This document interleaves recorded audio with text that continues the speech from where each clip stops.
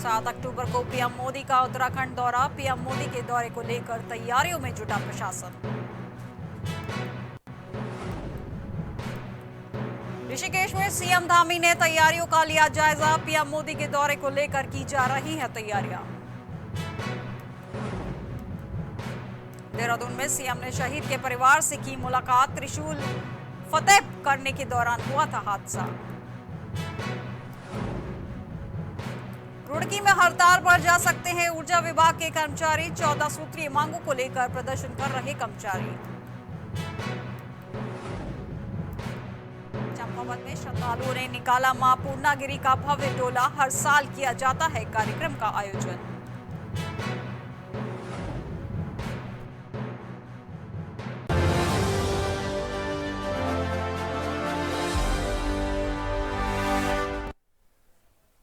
नमस्कार, मैं हूं आपके साथ में श्वेता। अगर आप देख रहे हैं प्राइम टीवी, आइए नजर डालते हैं उत्तराखंड की कुछ खास खबरों पर। 7 अक्टूबर को प्रधानमंत्री मोदी उत्तराखंड का दौरा करेंगे, जहां पीएम मोदी एम्स ऋषिकेश के ऑक्सीजन प्लांट का लोकार्पण करेंगे। इसके साथ ही देश के अन्य ऑक्सीजन प्लांट का भी वर्चुअल माध्यम से पीएम मोदी लोकार्पण करेंगे। पीएम मोदी के उत्तराखंड आने को लेकर बीजेपी में काफी उत्साह है। सरकार की ओर से भी तैयारियां पूरी कर ली गई हैं। इस विषय में बीजेपी प्रदेश अध्यक्ष मदन कौशिक ने कहा कि उत्तराखंड से मोदी का विशेष लगाव है। उनके द्वारा केदारनाथ, बद्रीनाथ, गंगोत्री, यमुनोत्री में कराए गए पुनर्निर्माण के कार्य हो, रेल लाइन परियोजना हो और अन्य विकास के कार्य हो, बड़ी तेजी से किए गए हैं। उनका आशीर्वाद हमेशा प्रदेश को मिलता रहता है।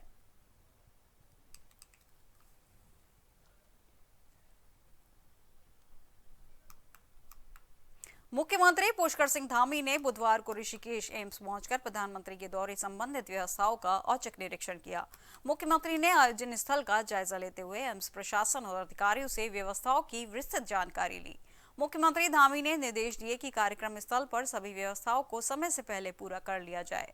प्रधानमंत्री के प्रोटोकॉल के अनुरूप व्यवस्था भलीभांति चेक कर ली जाए और कोविड प्रोटोकॉल का पूरा ध्यान रखा जाए। निरीक्षण के दौरान विधानसभा अध्यक्ष प्रेमचंद अग्रवाल, कैबिनेट मंत्री स्वामी यतीश्वरंत, मेयर सुनील उनियाल गामा के अलावा पुलिस विभाग के आला अधिकारी भी मौजूद रहे।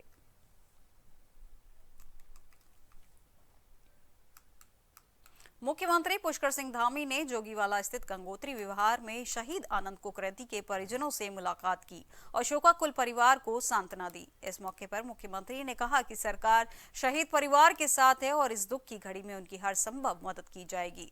मुख्यमंत्री ने कहा कि शहीद की स्मृति में एक शहीद द्वारा भी सरकार बनाई जाएगी। आपको बता दें कि उत्तराखंड के चमोली में त्रिशूल पीक को फतेह करने के दौरान पिछले दिनों आए लॉन्च का चपेट में आकर देहरादून के लेफ्टिनेंट कमांडर अनंत कुकरेती शहीद हो गए थे।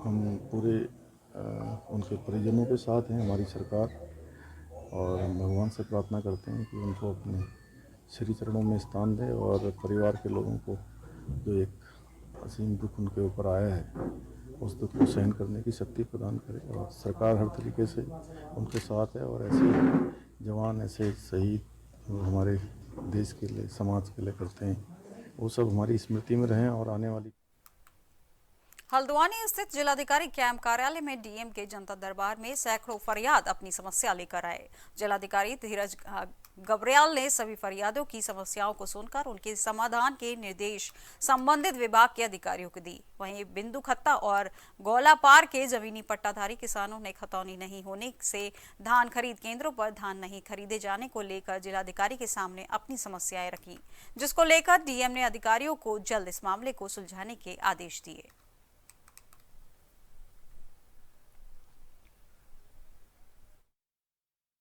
उनका ये कहना है कि उन्होंने कोविड में काम किया। इसमें एसडीएस के प्रिंसिपल से मेरी बात हुई है, तो मैंने उनको कहा कि अगर उन्होंने काम किया है और शासन से ऐसे निर्देश मिले तो उनको जरूर उस समय जो उन्होंने काम किया ऐसे कोविड के समय में, तो उनको वेतन मिलना चाहिए। तो ये इसके लिए डायरेक्शन हम लोगों ने एसडीएस को दिया। हमने 1 मई से अभी हमें 5 महीने हो चुके हैं कोविड में काम करते करते। कुछ बच्चों ने सीएमओ मैम के अंडर में काम किया था, जो नया ऑक्सीकेयर सेंटर खुला था, और वैक्सीनेशन में और सैम्पलिंग में काम किया था। कुछ बच्चों ने जो डीआरडीओ नया सेंटर खुला है वहाँ पे काम किया था सुशीला तिवारी के अंडर।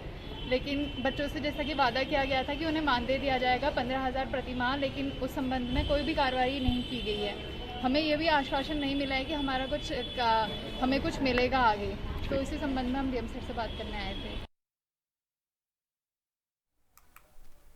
उत्तराखंड में आज से आम जनता की बिजली समस्या से जूझना पड़ सकता है। दरअसल अपनी 14 सूत्री मांगों को लेकर ऊर्जा विभाग के कर्मचारी साल 2017 से आंदोलन कर रहे थे, जिसमें अलग अलग स्तर पर कर्मचारियों और शासन के बीच मीटिंग का दौरा भी चलता रहा, लेकिन कोई भी हल न निकलने से नाराज कर्मचारी अपनी 14 सूत्री मांगों को लेकर एक बार फिर हड़ताल पर जा सकते हैं, जिससे बिजली आपूर्ति की समस्या आ सकती है। वहीं आम लोगों को बिजली की समस्या से भी जूझना पड़ सकता है। वहीं रोड की ज्वाइंट मजिस्ट्रेट अंशुल सिंह ने बताया कि अगर ऊर्जा विभाग के कर्मचारी हड़ताल पर जाते हैं तो प्रशासन द्वारा सभी तैयारियां कर ली गई हैं। जिलाधिकारी द्वारा एक बैठक करके अन्य विभाग के कर्मचारियों को प्रशिक्षण देने के बाद बिजली आपूर्ति की जिम्मेदारी सौंपी गई है। जिला स्तर के एक अधिकारी को उसका नोडल बनाया गया, उनके अंदर सब नोडल आईटीआई के ऑपरेटर्स इनको रखा गया। आज उनकी ट्रेनिंग चल रही है सब स्टेशंस में। तो यदि कल से वो स्ट्राइक जो अभी तक तो नॉमिनेटेड स्ट्राइक है, अगर स्ट्राइक होती है तो we will be prepare to handle it. कोशिश यही रहेगी जो डाउन टाइम है उसे कम रखेंगे, और हम बाद में और भी होगा तो अपने स्तर से भी निगोशिएट करेंगे विभाग से। लेकिन ये है कि लालकुआ शहर की यातायात व्यवस्था को दुरुस्त रखने के लिए कोतवाली में ई रिक्शा चालकों की बैठक आयोजित की गई, जिसमें रिक्शा चालकों से निर्धारित स्थान पर ही टुक खड़े करने के निर्देश दिए गए। साथ ही व्यवस्थित तरीके से यातायात में सहयोग करते हुए रोड हटाकर ई रिक्शा ही खड़े करने रखने के निर्देश दिए हैं। वहीं कोतवाल संजय कुमार ने बताया कि ई रिक्शा चालकों की एक यूनियन बनाए जाने का निर्णय लिया गया है, जिससे यातायात को सुचारू रूप से चलाया जा सके। वहीं नियम के विरुद्ध चलने वाले बेतरतीब ई रिक्शा चालकों के खिलाफ कई कड़ी कार्रवाई करने की चेतावनी दी है।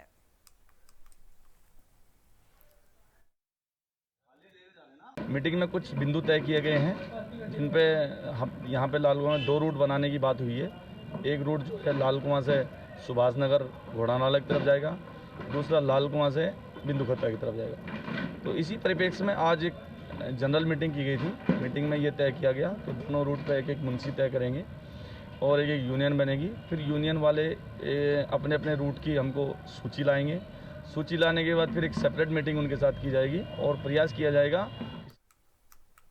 कोरोना काल से राहत मिलने के बाद हर वर्ष की तरह इस वर्ष भी घसियारी मंडी में श्रद्धालुओं द्वारा मां पूर्णागिरि का भव्य डोला बड़ी ही धूमधाम से निकाला गया। डोले में सैकड़ों की संख्या में श्रद्धालुओं ने हिस्सा लिया। आपको बता दें कि डोले को पूरे नगर में घुमाया जाता है और फिर भी भक्त मां पूर्णागिरि के दर्शन के लिए रवाना हो जाते हैं। कुछ टैक्सी वाहनों से जाते हैं तो कुछ पैदल यात्रा करते हैं।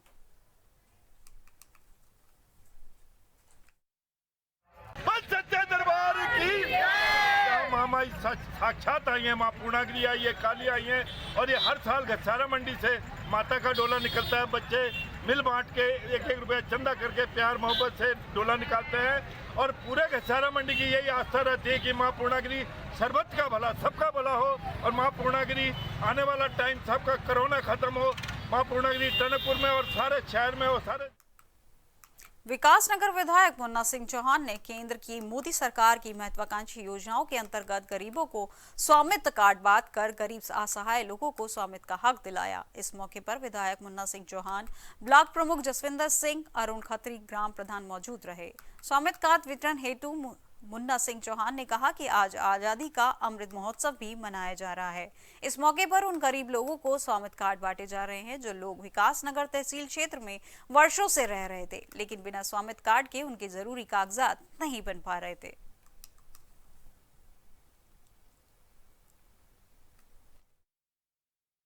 बहुत डिजिटल टेक्नोलॉजी का इस्तेमाल करके, ड्रोन से बाकायदा सर्वे करके और बाकायदा उसकी प्रॉपरली एक एक छोटे छोटे एरियाज़ की मैपिंग करके, और जो जितना विशेष रूप से जिसको हम लोगों को ZLR में हम लोग श्रेणी 6.2 बोलते हैं, सेक्शन 6.2 में जो लोग हैं उन सबको स्वामित्व का प्रमाण पत्र निर्गत किया जा रहा है।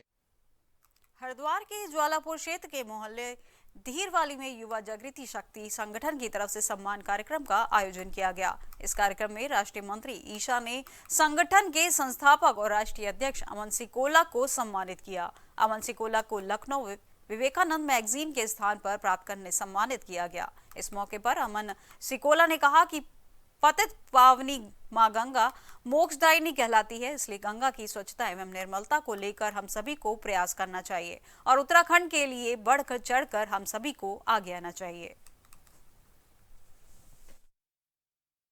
इनको लखनऊ की यूनिवर्सिटी में विवेकानंद मैगजीन में इनका नाम आया है और ये हमारे लिए बहुत गर्व और सौभाग्य की बात है, बहुत हर्ष की बात है हमारे लिए, हमारे पूरे उत्तराखंड के लिए। और इसी पे हमारी मातृशक्ति ने हमारे राष्ट्रीय अध्यक्ष अमन सिकोला जी का स्वागत का कार्यक्रम हमने किया है। हम लोग कोशिश कर रहे हैं सामाजिक मुद्दे जितने भी हैं उन्हें एक संजीदगी से उठा सकें, उनके ऊपर काम कर सकें। हमारी राष्ट्रीय उपाध्यक्ष और मेरी बड़ी बहन भी हैं, इनका सहयोग हमें निरंतर प्राप्त होता आ रहा है। लगातार ये भी जनसेवा में हमारे साथ समर्पित हैं और शिक्षा वर्ग को लेकर काफ़ी काम कर रही हैं हमारी संस्था में।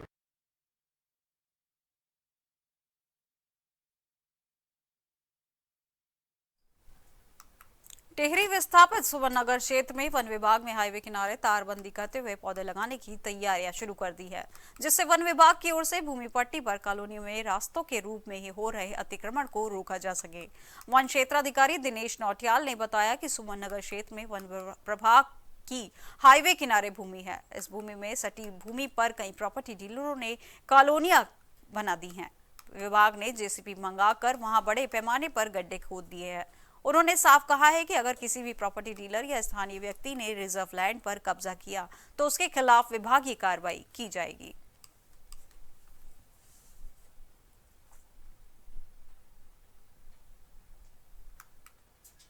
चंपावत जिले में खटीमा में वन विभाग के द्वारा नुक्कड़ सभाएं कर वन्य जीवों और वन्य जीवन को कैसे सुरक्षित करें और वन्य जीवों से मानव अपनी सुरक्षा कैसे करे, इसके बारे में जानकारी दी गई। इसके अलावा वन विभाग के जंगल को न काटने के साथ ही जंगली जीव जंतुओं को नुकसान न पहुंचाने की जानकारी लोगों को दी। नुक्कड़ नाटक के जरिए आम जनमानस को नशे के प्रति भी जागरूक किया गया। वन विभाग के अधिकारियों ने बताया कि वन्य जीव हमारे जीवन में उतने ही जरूरी हैं जितना कि हमारे प्राण हमारे शरीर के लिए। जंगली जीव जंतुओं से ही फलता फूलता है। जंगल की शोभा जीव जंतुओं और पेड़ पौधों से ही होती है।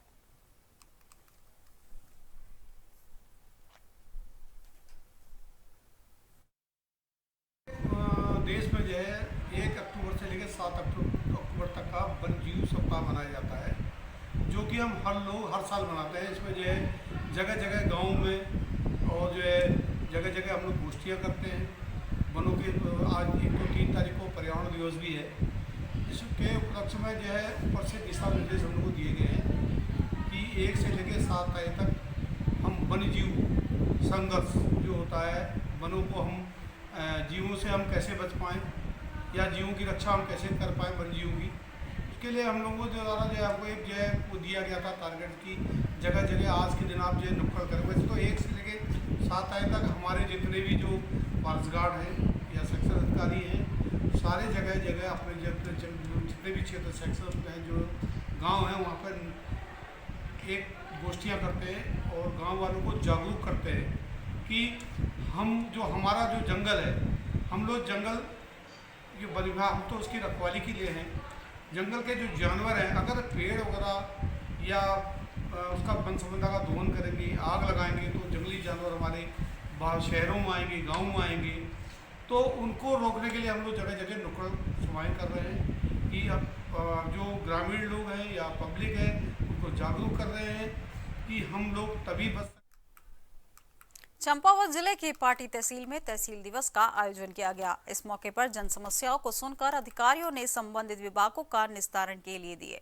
इसके अलावा कई शिकायतों को मौके पर ही निस्तारित किया गया। इस दौरान सीडीओ आरएस रावत ने बताया कि 70 एप्लीकेशन हमारे पास आई हैं, जिसमें शिकायतों को तहसील दिवस के अवसर पर सुनी गई।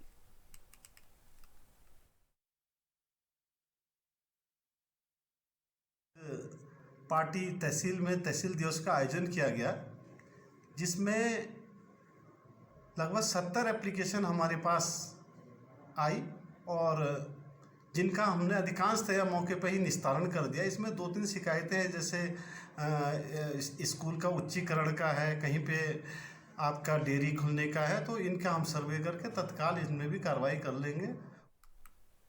हरिद्वार पुलिस और एसटीएफ ने संयुक्त रूप से कार्रवाई करते हुए कलीम गैंग के 4 शूटरों को बहादुराबाद क्षेत्र से गिरफ्तार किया। पुलिस के मुताबिक कुख्यात अपराधी कलीम के द्वारा जिला कारागार से अपने गैंग के सदस्यों के साथ लगातार संपर्क होने की जानकारी मिल रही थी। इसी के आधार पर पुलिस ने कार्रवाई करते हुए 4 शूटरों को गिरफ्तार किया है। एसटीएफ सभी आरोपियों से पूछताछ करने में जुटी हुई है। आपको बता दें कि एसएसपी ने बहादुराबाद थानाध्यक्ष के नेतृत्व में टीम का गठन किया था, जिसने आरोपियों को गिरफ्तार करने में सफलता हासिल की है। आज पितृपक्ष की अमावस्या है। हर साल पितृ अमावस्या पर बड़ी संख्या में लोग अपने पूर्वजों का पिंडदान करने और तर्पण करने हरिद्वार पहुंचते हैं, लेकिन पिछले साल की तरह इस बार भी कोरोना संक्रमण के चलते कर्मकांड अनुष्ठान के नारायणी शिला को श्रद्धालुओं के लिए बंद कर दिया गया है। आपको बता दें कि पितृ अमावस्या के दिन नारायणी शिला मंदिर में मेला लगता था, जिसमें हजारों लोग शामिल होते थे, लेकिन इस बार भी मंदिर बंद रहेंगे। मंदिर के गेट पर बड़ा सा बैनर लगाया गया है, जिस पर सूचना लिखी हुई है कि कोरोना संक्रमण को फैलने से रोकने को लेकर सरकार द्वारा जारी की गई गाइडलाइन के अनुसार मंदिर में लगने वाले पितृ विसर्जन अमावस्या के मेले को स्थगित किया गया है। क्या नाम है आपका? विष्णुदेव नाम है मेरा। गंगा स्नान किया पितृ विसर्जन अमावस्या का महत्व मानते हैं? तो महत्व ये है कि ये बरसों से प्रथा चलती आ रही है। ये यहाँ के नहाने को अलग ही बात होता है। गंगा का स्नान है, पितरों का मुक्ति धाम है। दूर दूर से यहाँ पे श्रद्धालु आते हैं, नहाते हैं। अपने अपने विचार है, अपने में श्रद्धा है, अपने में पक्ष रखते हैं यहाँ पे। बाकी ऐसे कुछ नहीं। अब कहते तो हैं लोग, अब हमारे पूर्वज है, बहुत से लोग क्या क्या इतना हमें गहरी तो हम गए नहीं, जानते नहीं इतने बारे में, क्योंकि अब बड़े बड़े लोग आए हैं, नहाए हैं, करते हैं। हम भी दूर से आए हैं यहाँ पे यात्रा नहाने के लिए। बाकी अब क्या कौन से ज़्यादा। उत्तराखंड की अब तक की खबरों में बस इतना ही, और अधिक खबरों के लिए देखते रहिए प्राइम टीवी। नमस्कार।